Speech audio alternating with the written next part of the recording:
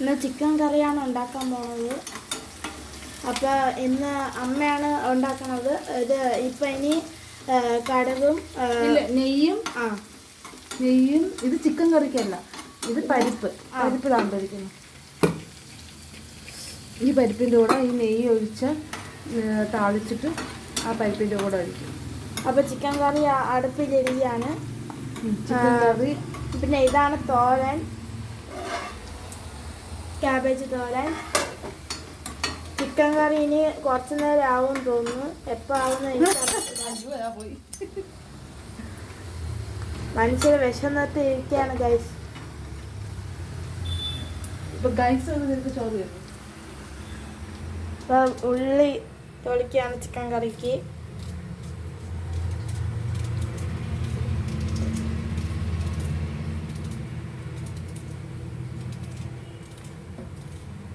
ചോറായിട്ടുണ്ട്.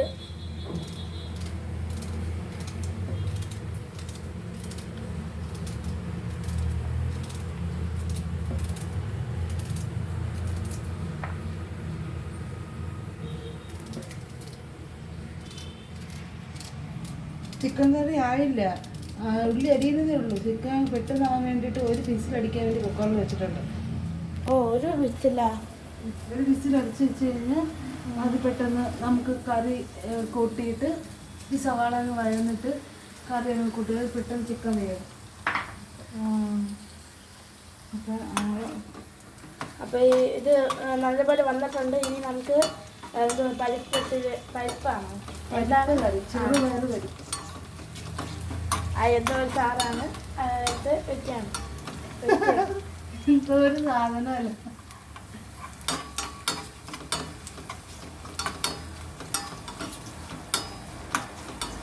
നല്ല മണം ഉണ്ടല്ലോ.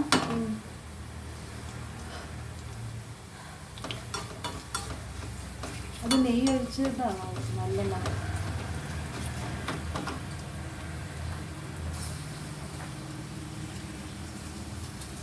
ഇത് എന്തോന്ന് വിസിൽ അടിക്കാൻ പോയാണ്.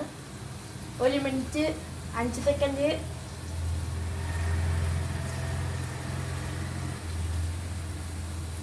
പൊട്ടിത്തരിക്കും തോന്നുന്നു ഗൈസ്. വേറായിട്ട് ഉള്ളി തൊളിച്ച് കഴിഞ്ഞില്ലേ? കുക്കർ വിസിൽ ചെയ്യും.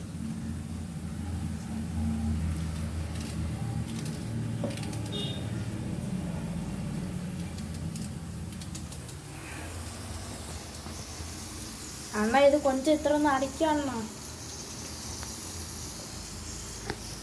ആളില്ലേ? ഹലോ,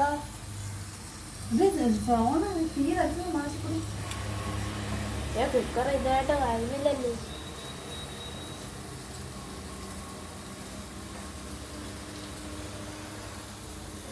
ഇതിനായിട്ട് ഉള്ളി തൊളിച്ചു നോക്കി. ഉള്ളി തൊടിക്കുന്നതല്ല, ഉള്ളി അരിയുന്നു.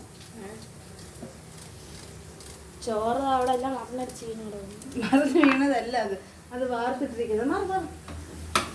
അയ്യോ ഗൈസ്, കഴിഞ്ഞില്ലേ? ഭാഗ്യത്തെ ഗൈസ് രക്ഷപ്പെട്ടു പോയി.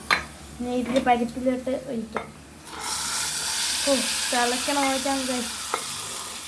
അയ്യോ ചീത്തയായിട്ട് ഇല്ല. അതിൻ്റെ കളറാണ് പോകണം ഗൈസ്.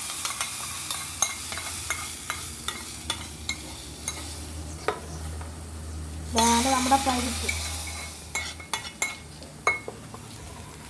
ഇനി നമ്മൾ ചോറിൻ്റെ കൂടെ കഴിക്കുമ്പോൾ എങ്ങനെ അറിയാം ടേസ്റ്റ് ഉണ്ടാകുന്നു.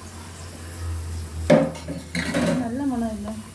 നെയ്യ് ഇട്ടുണ്ടാക്കി ഇത്ര മണം. അടച്ച്. അപ്പോൾ ഈ ഇത്രയും നല്ല ടേസ്റ്റുള്ള മനോഹരമായ ഒരു ഇതാണ് നമ്മൾ കണ്ടിരിക്കുന്നത്.